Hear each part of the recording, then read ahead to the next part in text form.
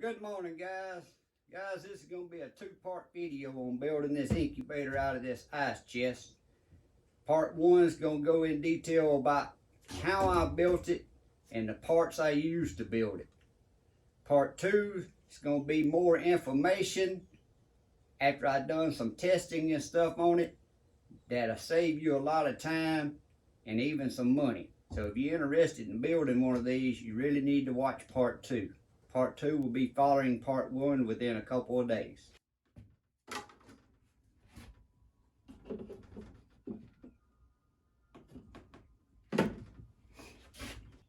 Guys, this chicken farmer walks into a bar one day and sits down by this pretty lady and orders him a glass of champagne. She perks up and says, "What a coincidence. I just ordered me a glass of champagne also." The guy looks at her and says, "What a coincidence." He said, "I'm celebrating." She said, "Well, what a coincidence. I'm celebrating myself." So they toasted their glasses, and the farmer asked her, he said, "Well, what are you celebrating, ma'am?" She said, "Well, me and my husband have been trying to have a baby for years, and my gynecologist just told me a few minutes ago that I'm pregnant." Well, he said, "What a coincidence." She said, "What are you celebrating?" He said, "Well, for years my hens ain't been fertile, and today they are, so I'm celebrating." She says, "Well, how did you get them to become fertile?" He said, "I swapped cots." She shook her head. She said, "What a coincidence."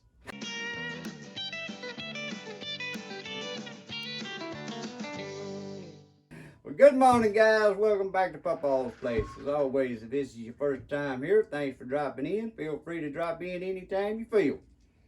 Guys, I come out here in the shed yesterday and I was piddling around.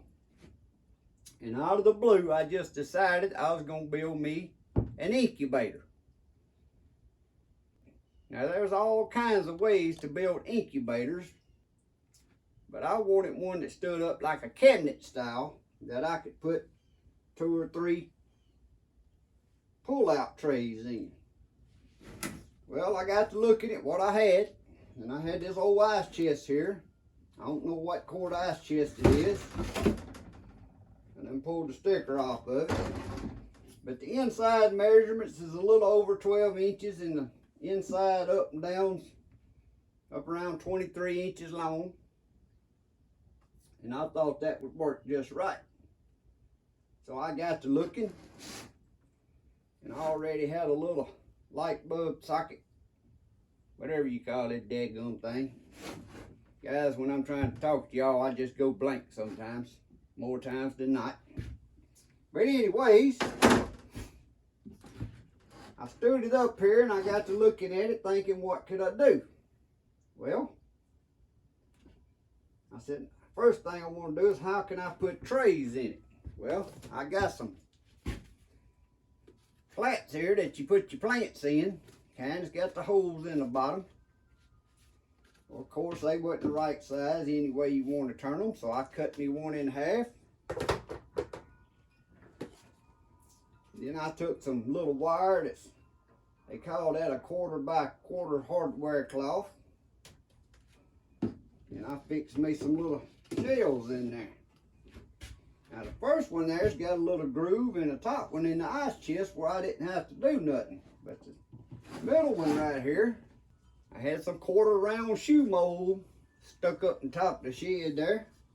And I took it and cut me some little pieces and drilled a hole through it. I used silicone and put on the back of it and then stuck screws, 2 screws through it till the silicone dried.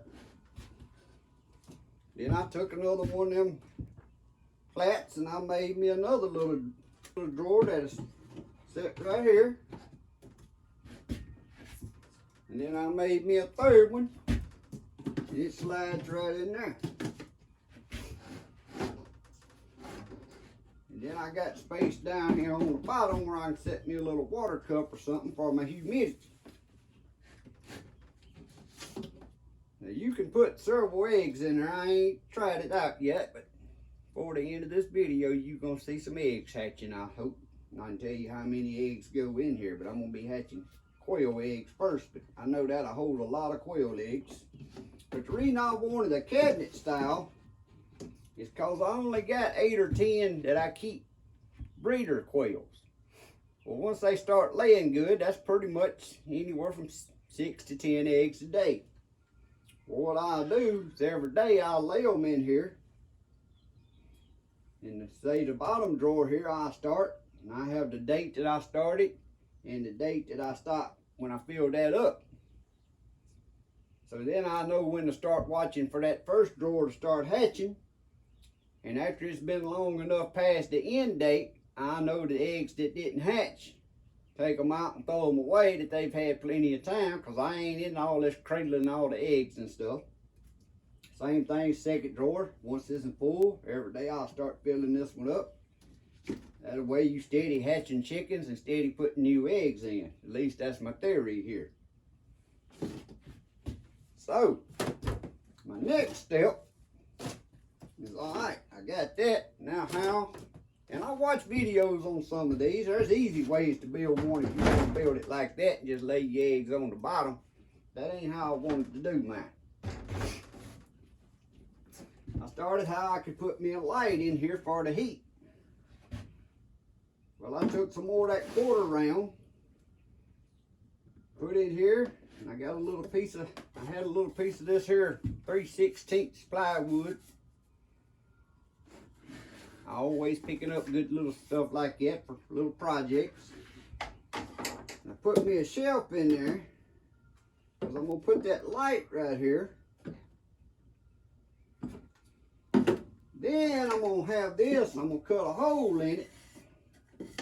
And I have that closed in with a hole cut right there. And then I'm going to use one of them little computer fans, I call them, which I ordered last night. I ordered it. I ordered my temperature controller, thermostat. So I'm just starting this video today, and as I get my parts come in, we'll continue on. But my thinking is right now I'm going to have the light bulb behind there and a hole cut right here. And I have the fan mounted behind this to where to be sucking the heat off the light, blowing it in here. Now, for the return there,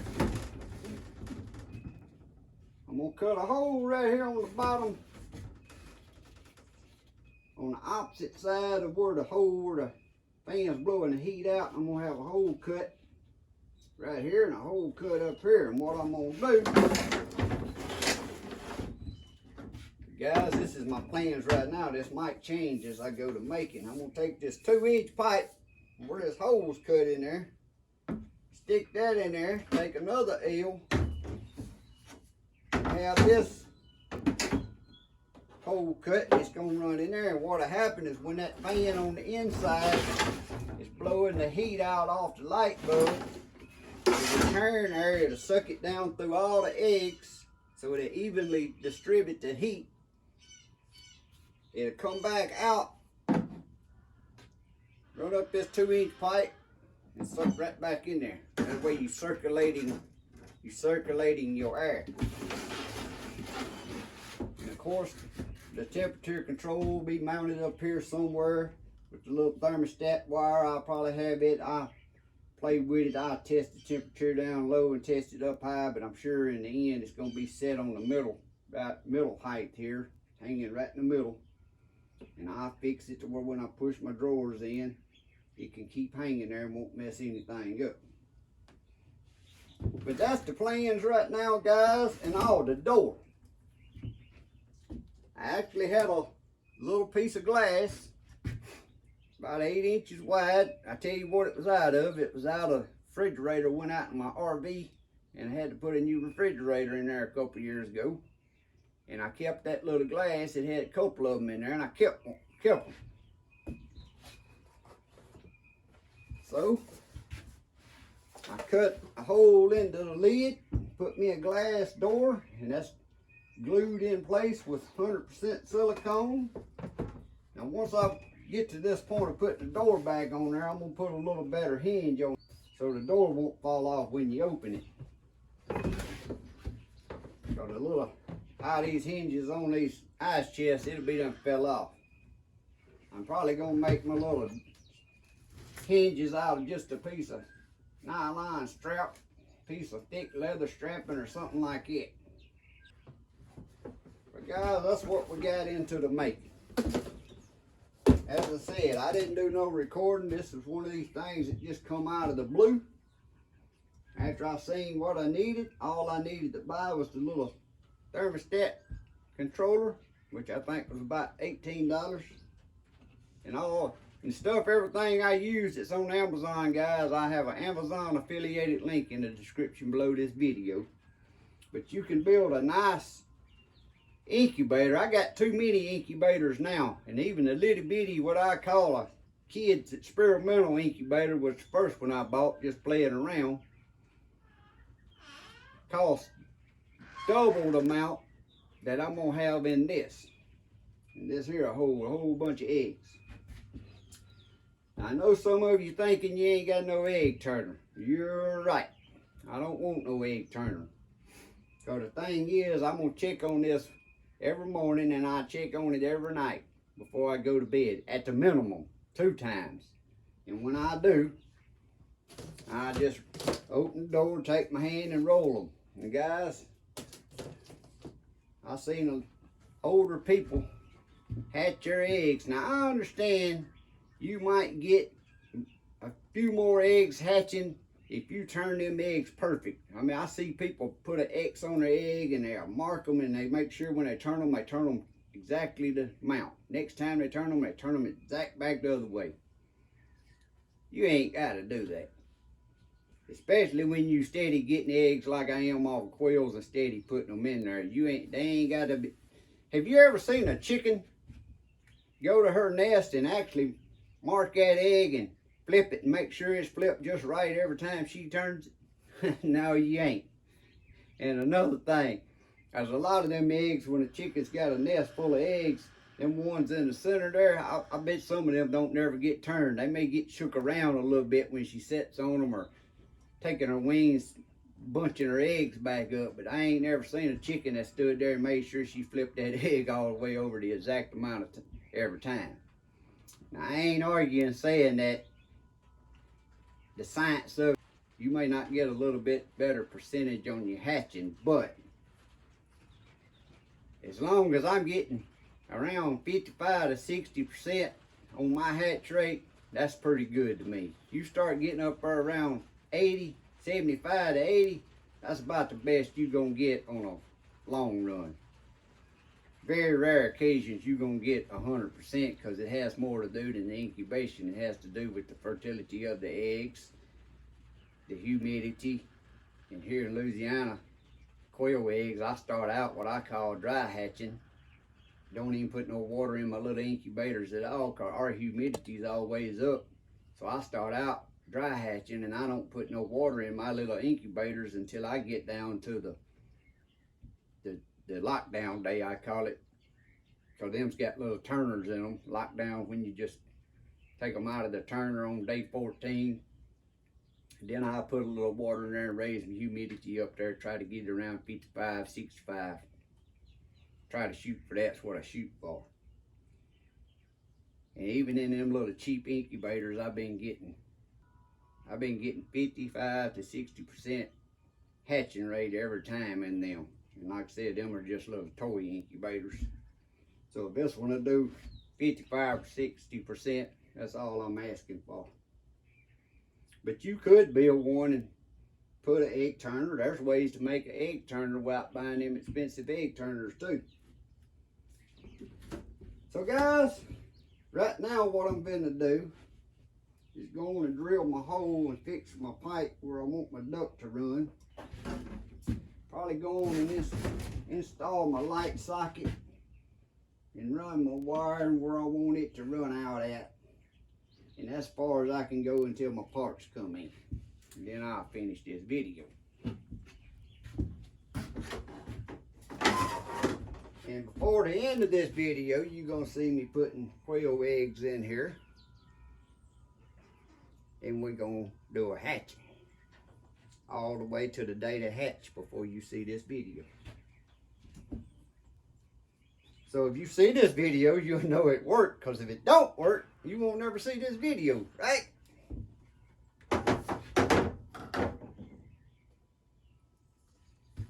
I got a 2-inch hole saw.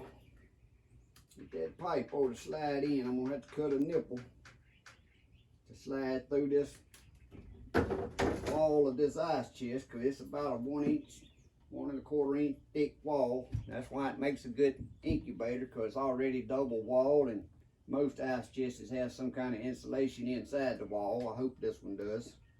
So this is where we're going to start, right here. But my little hole saw here, I must use this one trying to cut through some aluminum one time, and it's dull.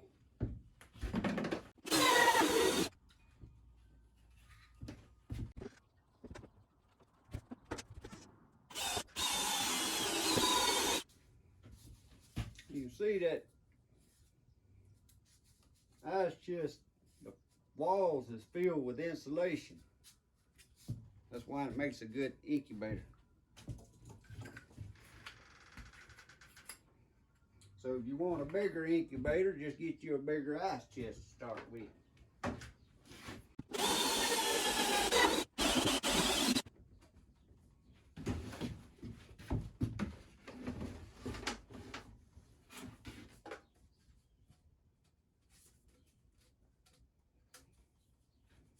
Guys, I did have to buy these 2 L's. I had to bite, but I didn't have 2 2-inch L's.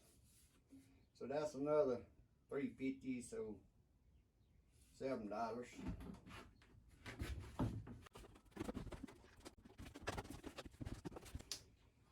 And them fittings on them pipes there don't have to be glued, because they can't go nowhere. But what I'm going to do, I ain't going to do it now until after I get my motor, make sure everything's the way I want it. I'll seal around them with silicone. That there needs to stick in there a little bit further. And I'm to the stopping point, because I can't cut the hole in this till I see exactly what size that little computer fan motor is going to be. And the other thing, guys, if this fan don't circulate enough air, that one fan, I can put another fan down here blowing back into the intake. But I think as small as this is, a 60-watt bulb with this one fan, I think it's going to circulate it just right. And you see I put this bin over here coming back in to where the air come back right at the light bulb. So when the fan sucks it out on this side, it'll be sucking the air across the heat of the light bulb.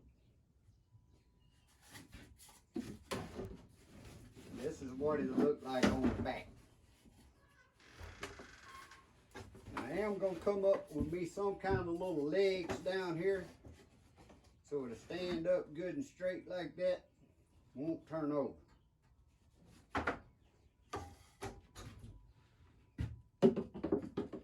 So we'll see y'all when the rest of the parts come in. Alright guys, it's a couple days later again, and I got my parts in.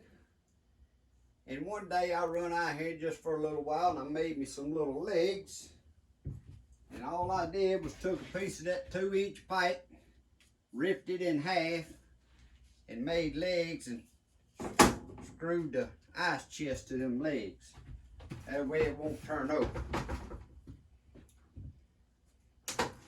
Now guys, what I got here as a temperature controller is an Inkbird ITC-1000F.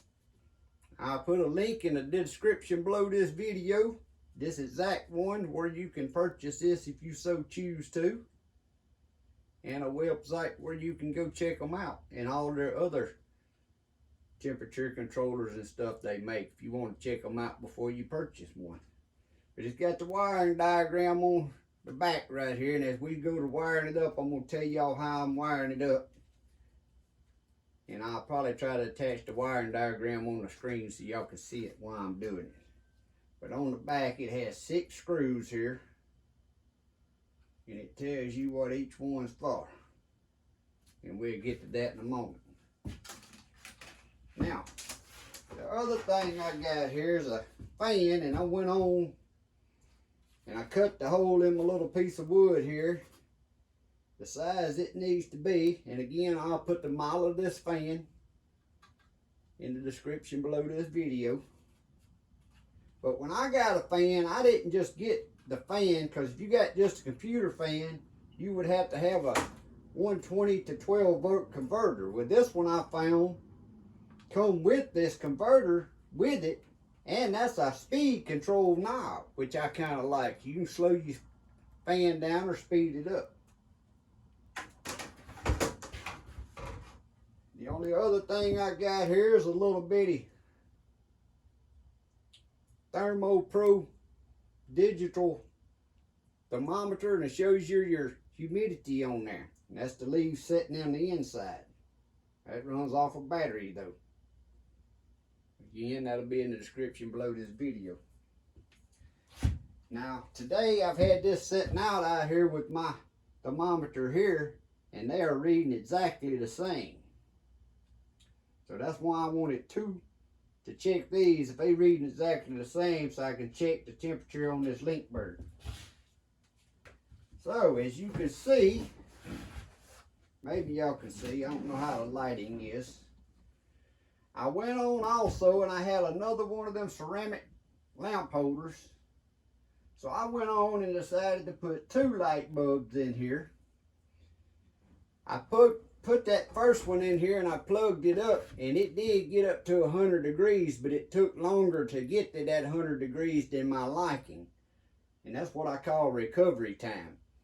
So if I come out here and I open this door and do something, I shut the door, I don't want it to take that long to get back to 100 degrees. So I went on and put 2 lamp holders in there. And that's why I put the fan in the center here, which I've already drilled the hole.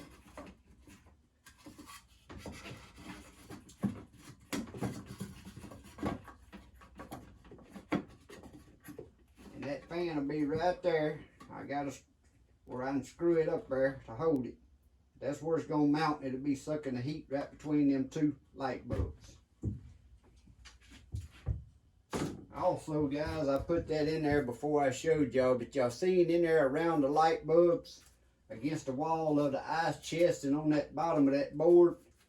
I don't know what this is, but it's like tin foil with sticky tape on the back of it. I did put that around there just in case them bulbs was getting too hot, which after I tested it out, they ain't getting too hot to burn anything. That's just a safety factor. I didn't want bulbs to start melting my ice chest back there in that box. So now, we're gonna move forward. We're getting close to having this baby done. Like I said, this here is an Inkbird ITC 1000F model. I'm gonna leave my long wires a little long right now. Now after I do this and hook it up and test it, I may do something different with my wires. I may put a little junction box here to have them all in, or some kind of little box to have this fastened down on or something. But right now I'm just gonna have it setting up here. As far as the fan, all it does is plug in and then plug into your power on that end. Alright, so now we're going to get the wiring on the Inkbird ITC 1000F here. Number 1, and when I'm saying number 1, they got them numbered. Number 1 wire is going to go, and y'all seen I'm using just a piece of an old stitching cord here. So the number 1 is going to go from there, from number 1 to the hot side of your extension cord. Now, guys, the hot side is the, if you look at your prong, it's going to be your skinny prong. If everything's wired correctly, that'll be your hot. Your negative, neutral is your flat or wider one there. So, I already got them marked on this end. But I'm going to double check.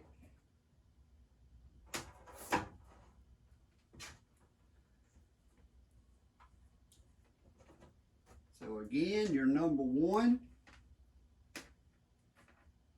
off your Inkbird. I go to your height on your power.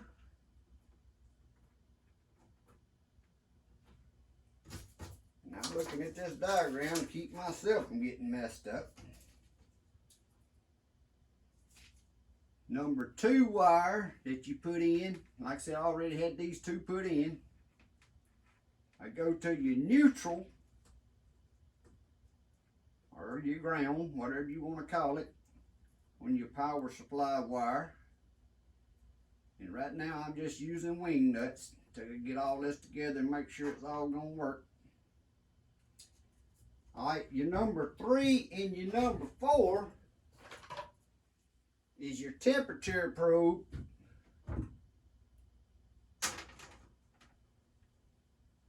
Coming off the Inkbird, that'll go down into your ice chest.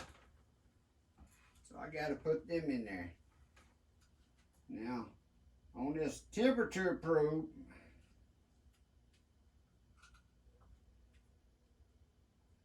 I'm assuming it doesn't matter which one goes in number 3 and which one goes in number 4. Just all you're gonna need is a little bitty flat screwdriver. Stick your wires in that little hole under that screw and tighten them back up. Just mash it down on it. Alright, so now we got the temperature probe. Next is number 5. The number 5, I gotta get another piece of wire here. It's gonna go from number 5 and jump back to your height again. Or you can make it, just basically jump it right back over into number 1 there if you want to make a little jump wire. But I'm gonna go on and wire mine with a long wire here. It goes back to the height. Same as number 1. Now the number 6 goes to the height wire going into your light bulbs. Again, number 6 goes to the height side wire going to your 2 light bulbs or whatever you're using for your heat. Now, the only other thing here is I got to go back to number 2